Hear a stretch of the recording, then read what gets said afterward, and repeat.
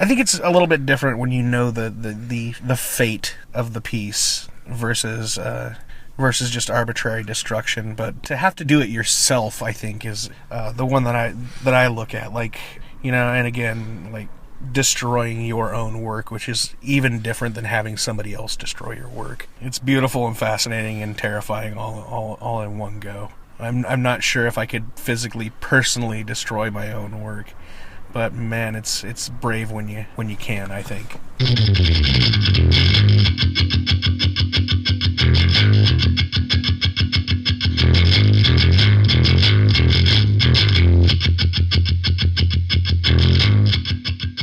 Welcome to Artistic Mission. I'm Dan Jabor, your host and guide through the interesting and perilous world of the visual arts. The voice you heard at the show's opening was that of the subject of this episode's interview. I first encountered our guest years ago when he was one half of a sideshow performance duo. He recently completed a large-scale project that was as thought-provoking as it was polarizing. In a time of divided opinions, I'd venture to say that we can all agree that this is one fascinatingly complex individual. Anyway, let's get to the interview.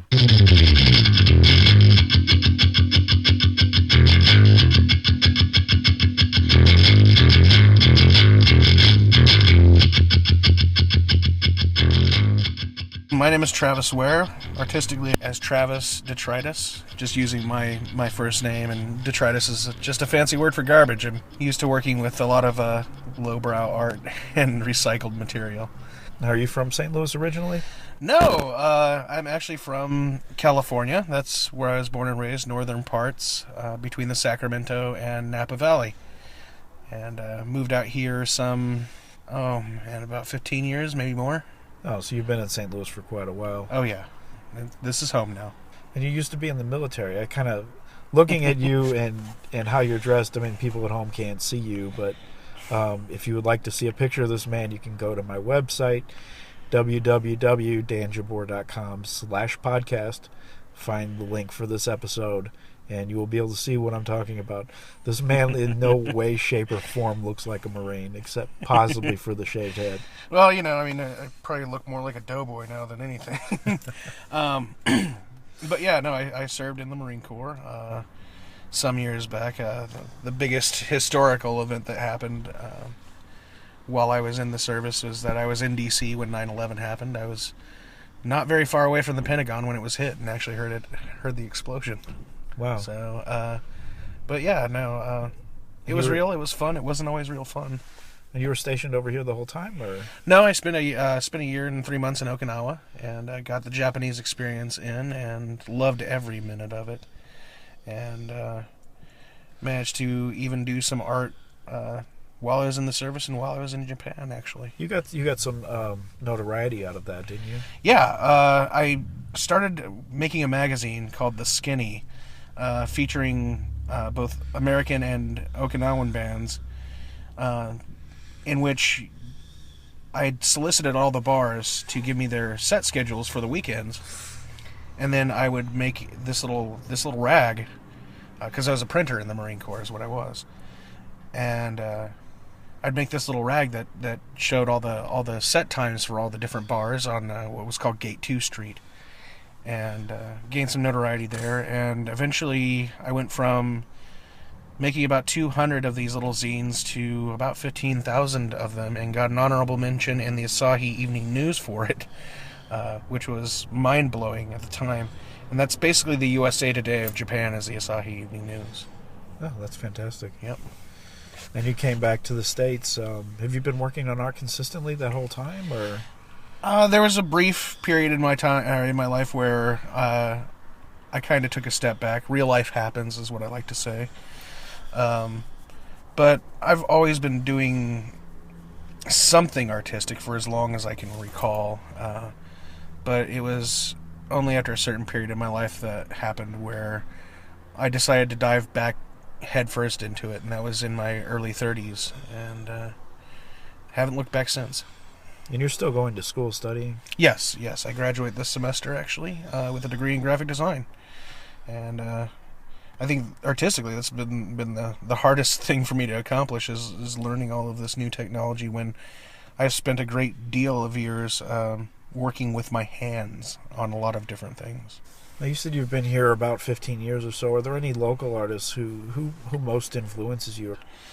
I think, quite honestly, as far as local art goes, I've been so immersed and fortunate enough to have friends that are all in some kind of art circle, art or performance for that matter. You being one of them. And so it's hard to choose just one person that really stands out. And I think it's kind of nice in some way that we've all managed to kind of be our own cheerleaders in our own circles. You know, you, Bradley Pipkin, just to name a few, as far as visual arts go. If I can say it without, I guess, sounding kind of like a fanboy, but I'm a big fan of Tom Huck. Yeah. I love his work, and I've been fortunate enough to meet him a couple times, and we're friends on social media and whatnot, but just his style, to me, is incredibly appealing.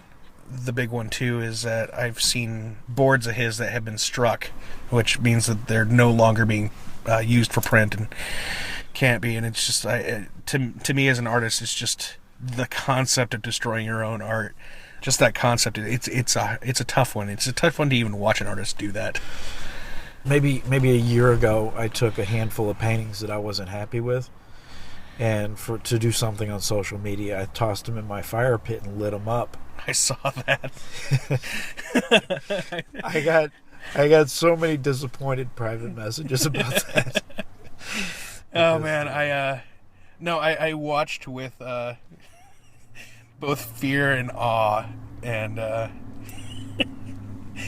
and for somebody like me, I really there's a certain chaotic bone in me that just when I see somebody do that, it's just like I get really not turned on, but yeah, kind of turned on. I'm just like, you know, the destructive process is something that's, I think, far overlooked in art in general. But again, it's part of me wanted to cry and part of me wanted to cheer, and so I think that's part of the whole thing. But, yeah, the typical message was like, "Why did you do that? You could have just painted over them." I'm like, if I painted over them, they'd still be ruined. Oh God, I think we've all been there, haven't we? Yeah. It's the high cost of supplies, I think, is part of it, but. Cool, I got a deal on those canvases. It was fine. And I got your attention. So some people just want to watch the world burn, you know? Yeah. No, there is something cathartic to it. And I don't know. It's interesting because watching somebody else destroy their own shit is... I mean, I have destroyed my own art, you know? There's some kind of weird fear, for me anyway, some kind of weird fear and trepidation of destroying my own work. But watching other people do it is just, it's fascinating, it's eye-opening, and again, it's one of those things where I want to cheer you on, but I also want to cry, you know? It's such a great feeling of mixed emotions. All right, so you just got done with a pretty major project. Yeah. Can you tell me a little bit about that? It was called Smash the Dictatorship. Spelled with a K. Yeah. Dictatorship. D-I-C-K, Dick. Yep. Like a penis, Dick. Yep. It's on social media, Facebook especially, and Instagram. The hashtag is smash the Dick, D-I-C-K, Tatership. And it was a hell of an experience. So, like I said, 9/11 vet. I think there was a lot of fear and upset that happened on November 9th, 2016.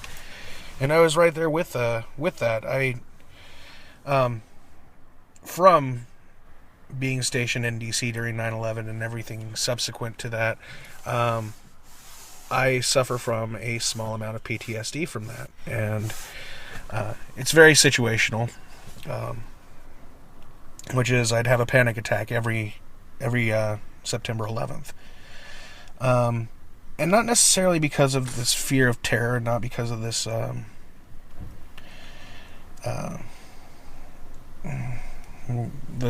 the destruction of it all, because seeing the smoking hole in the Pentagon where there once was a peaceful place. That was traumatic too, but really, on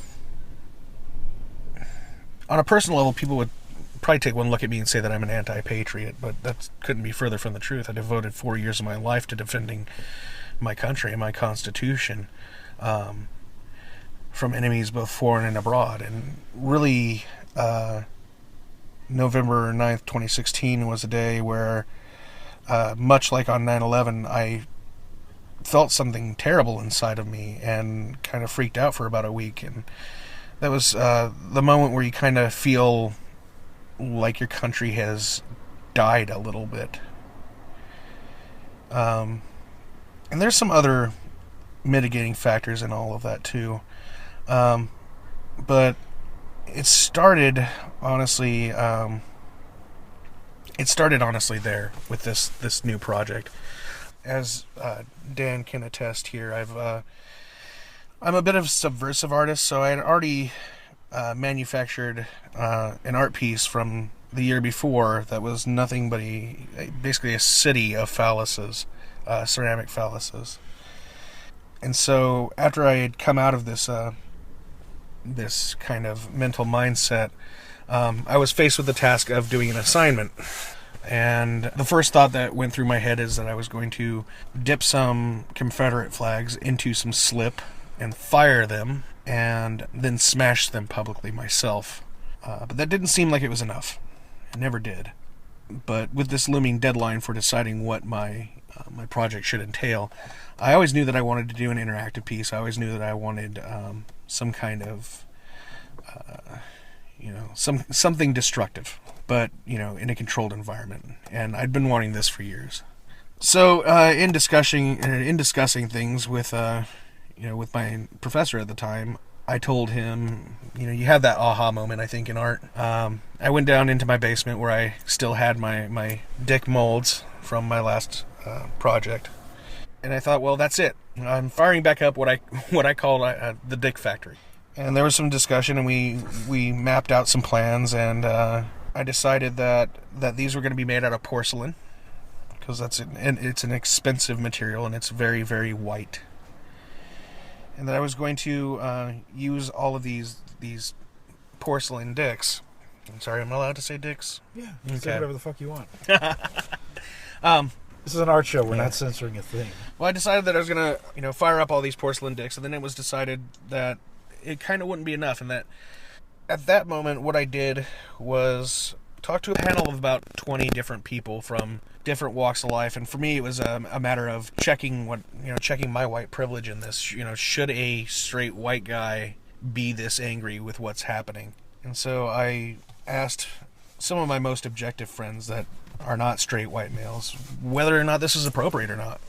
And I was vetted with some very surprising questions that worked out quite well. And at the end of it, the answer was an overwhelming yes. So not only did I have a green light from my professor to do this, I had a green light from some people, at least in my society, to do this.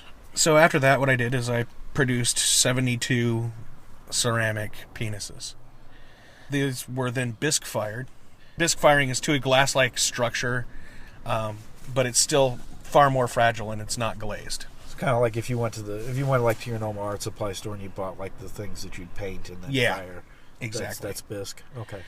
And so with that, I accepted donations because all of this stuff's expensive and I'm a poor art student. And I then took these ceramic penises out to the public, and I asked individuals to sign with a glazed pencil ways that straight white male America has affected them. And the only requirement was that you could not sign one of these if you were a straight white male. And that's when things became really interesting, because I grew up in trauma. So I have my own story, but for me, I had to remove myself from all of this. So that was one of the requirements from the panel of people, is like, I couldn't put my Travis stamp on it, and I was more than willing to do that. So even I wasn't allowed to sign one of these things. But you started getting stories that you think you would normally hear. they're still all horrible, but, I was raped, or wherever we go, whatever we do, whatever we wear, no means no. But then things started to become more abstract. And the one that hits me the most, and I'll always repeat this one, was this tiny Midwestern, very Christian girl at SIUE, who is, basically, I think she came out of Cornland, Indiana, or in Illinois. And there is a town called Cornland in Illinois, which is just hilarious in itself. Her trying to figure out a role as an educated Christian who is now adopting feminist values. She wrote 2 words on one, and all it said is, "When's dinner?" And that was really impactful. I think because it was abstract, but also in the fact that, all of us have said that. And we've all said that to our moms. Every single one of us. For the most part, anyway. And, the whole point of that was that nobody cares that mom's tired. Nobody cares that, that mom has worked all day. She's expected, especially as part of a Midwest family unit, to cook, to feed the family. So that one always stuck with me a little bit because of the abstract nature of it. In making these things, I had various walks of life, as long as they were not straight white males, sign off on these dicks. And that was just the beginning. And I never thought that some of the people that came to sign these ever would. A lot of these messages were, again, how they've been hurt, but there was also positive messages as well, and things that people wanted to say, like fighting the patriarchy and what have you. And so overwhelmingly so, even just the beginning of that part of the project was overwhelmingly positive and had a far longer reach and far more lasting reach than I could have ever imagined. And all I did was hand somebody a dick and a pencil, and they'd hand it back to me with these amazing messages on it and harrowing tales of pain. So once I collected all those, I set up a date at the SIUE campus at Southern Illinois University, Edwardsville. The date happened to be Inauguration Day of this year, which I thought was apropos. Was that by design, or yeah, was that just when they had an availability? That was half availability, half by design. I knew that I'd be smashing them in January. It just happened to be that would be the most apropos time. At least that's what I thought, and a lot of other people thought so too. So after I got all these messages signed, I glazed every one of them and stuck them back in the kiln, and they became fine art pieces in and of themselves. They're absolutely beautiful if you just held one up and were objected enough to not see that it was a penis. It caused quite a stir amongst the ranks of academia, but I was supported in what I do. And so there was about 80 people that came out to what I call the third step in my process, which is catharsis. And people were allowed to smash them publicly, therefore rendering the message and the penis inoperable. Was it a lot of people coming and smashing the one that they wrote, or? I had a few people that really insisted on coming out just because of that. But it was really extending the messages further by having random people just grab one and read the message off of it. And they were allowed to talk about themselves as well and why they were there and why they were doing this.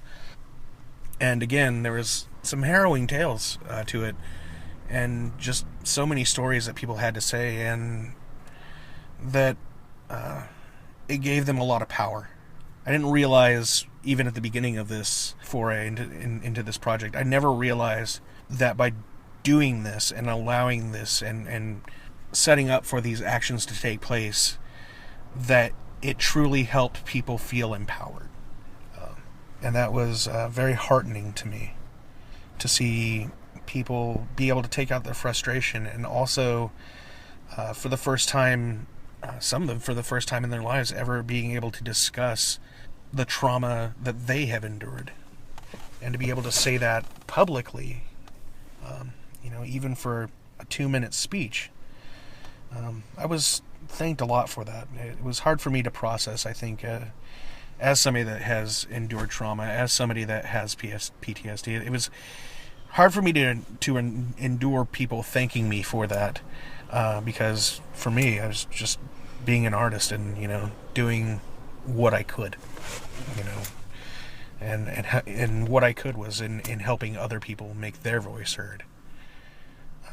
So yeah, everything went off quite well. Well, yeah, you found your audience. Yeah.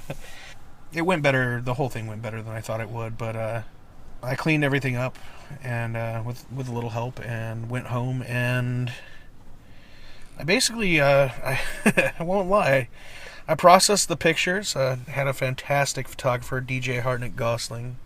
She sent the pictures over, and I basically wept for 2 days straight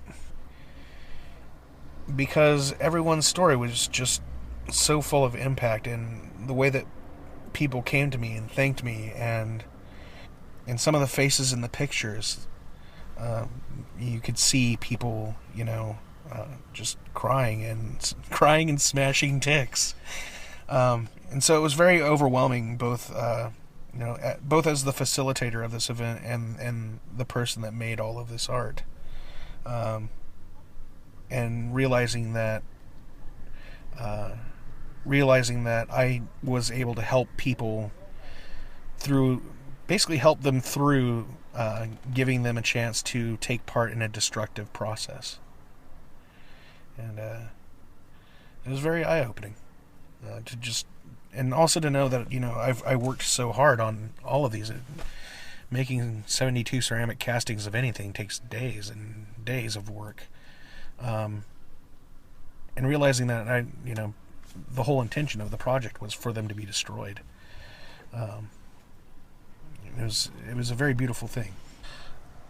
I think most of the fear of destruction comes from the fear that nothing is going to come from what you work, but I think you found that... Yeah, I kind of flipped the tables on that one. No, because you actually were able to see and observe the change and the effect that your work had. Yeah, no, it was extremely eye-opening to that extent. And I went into it, and again, normally I wouldn't say that I'm a shock artist ever, because I think that shock is schlock, really. But being subversive to some degree is, I think, far more superior. It involves a lot more thought process.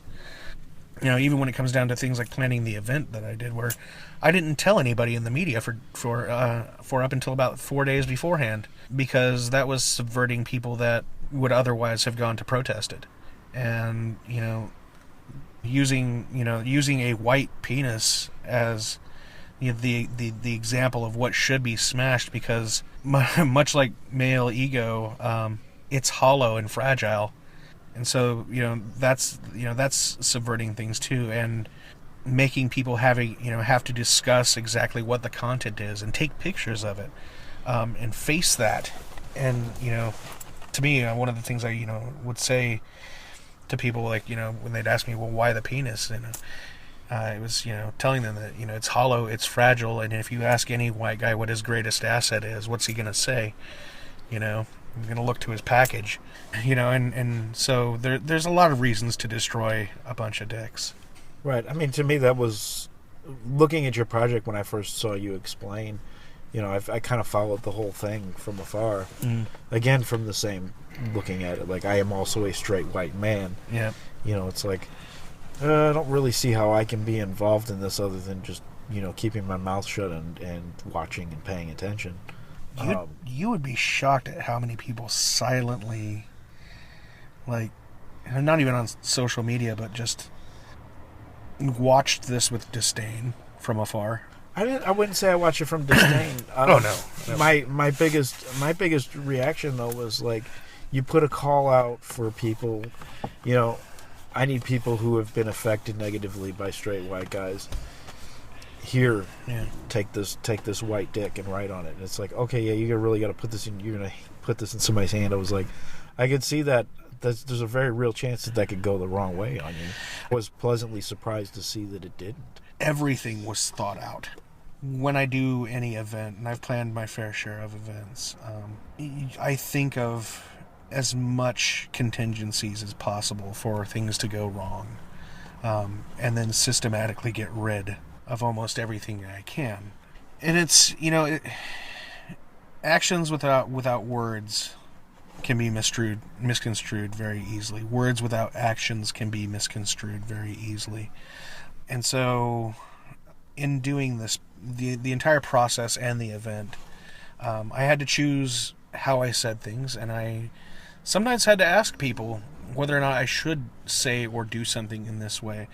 And on top of that, there was, I would say, some more enlightened folks that were more than happy, as straight white males, to donate or help or at least cheer on, or like you said, watch from afar and at least enjoy. Thankfully, I didn't get a lot of pushback. I think that has a lot to do with who I deal with socially, and the fact that, again, as a society, you can get the gist of things without pulling it apart most of the time, and get the intention easily if you can figure that out quickly. So there was actually only pushback from, well, of course, straight white bro dudes. But one very eye-opening thing for me was I had a friend of mine message me from my social circles and understood, especially after opening up dialogue with me, understood where I was getting at the very least. But he's a straight white male, but he is confined to a wheelchair and therefore has suffered, under an ableist culture.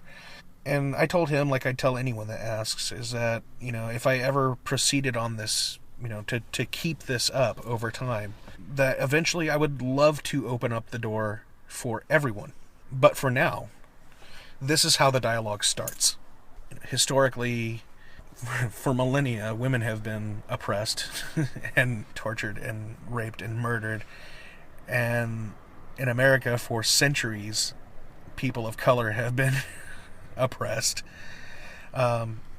So to that extent, I told everyone, this is where the dialogue starts. I don't have to worry about being raped, and I don't have to worry about being shot for getting a routine pullover. And that's where it starts. The backdrop, though, served as a way for straight white males to actually help. And I never said you can't participate at all. You just can't participate in signing, and you can't participate in smashing. But the backdrop that was made for this to collect all the pieces was actually made from apologies and paid statements and apologies, donations that were sent in by straight white males. And again, those have as much impact too, because you have you have things like I'm sorry that I ever benefit. I'm sorry that I still benefit from slavery.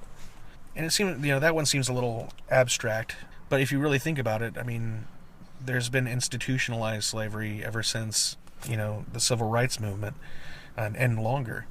One person sent in, "I'm sorry I didn't weaponize my privilege soon enough." And my own apology was made on the backdrop, which is, I'm sorry, or I regret that I ever told a racist joke. I have a beautiful mixed daughter. Her mother's black.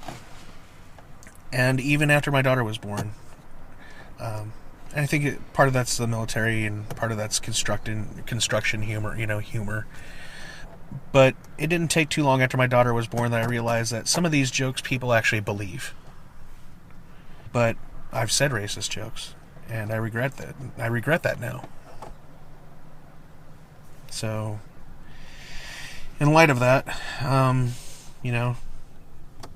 it's being able to make an apology, I think, without being an apologist, because I think that itself too is doesn't work quite so well. But making that apology and admitting it is everything, and realizing that you'll never make that mistake again, and that you truly do feel bad about it. But yeah, so it's not like straight white males didn't have any say in it whatsoever. It was just confined to how we could participate, and donating for supplies and adding an apology or adding a statement. It helped, and it helped as part of the project and part of the process, the people that have been most victimized and the people that were allowed to smash these pieces, they were even more emboldened to do so against this backdrop of apologies. So, and it's kind of interesting too, because there was this one young white straight male that came up to the camp, I guess, as it were.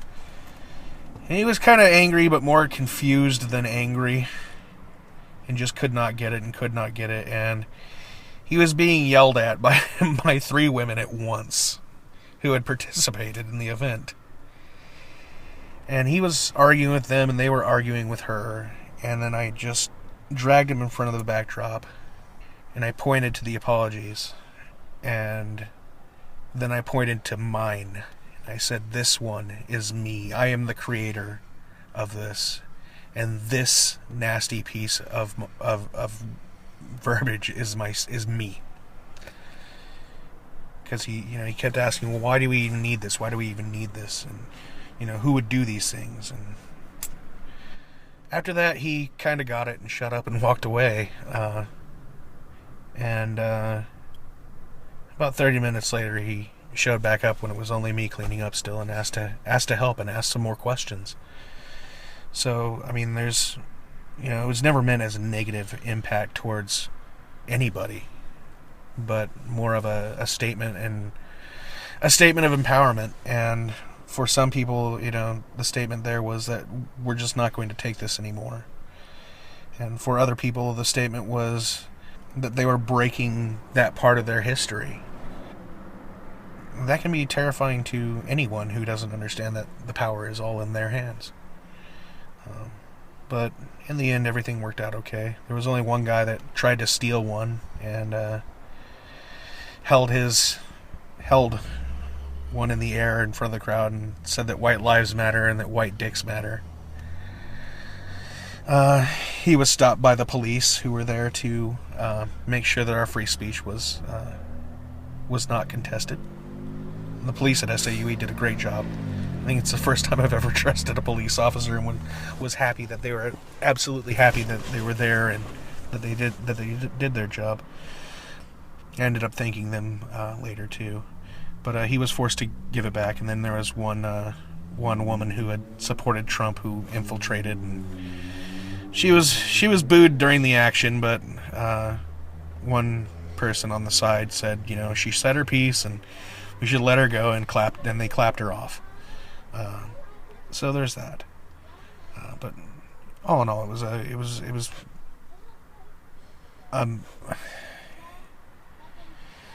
hell of a day for sure.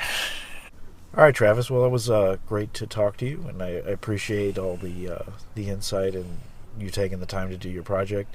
Is there a place, do you have a Facebook page or website that you'd be interested in sharing with everyone? I am on Instagram as Travis Detritus. You can't miss it. So far as I know, I'm the only Travis Detritus. But I actually just have a Facebook page, just a personal Facebook page, and that's Travis Ware. And you're free to follow. It's my art is my life, and my life is my art.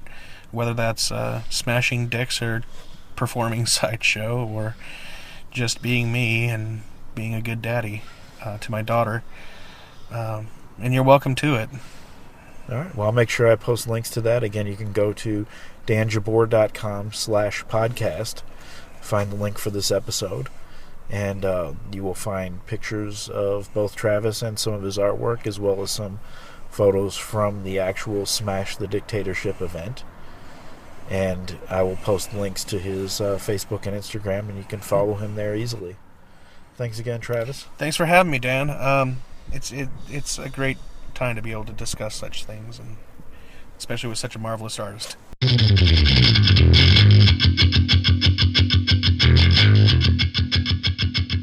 Artistic Mission is produced by Open Door Studios.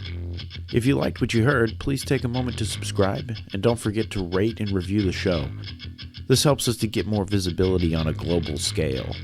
It only takes a moment of your time, but it goes a really long way towards helping us to share St. Louis artists with the rest of the world.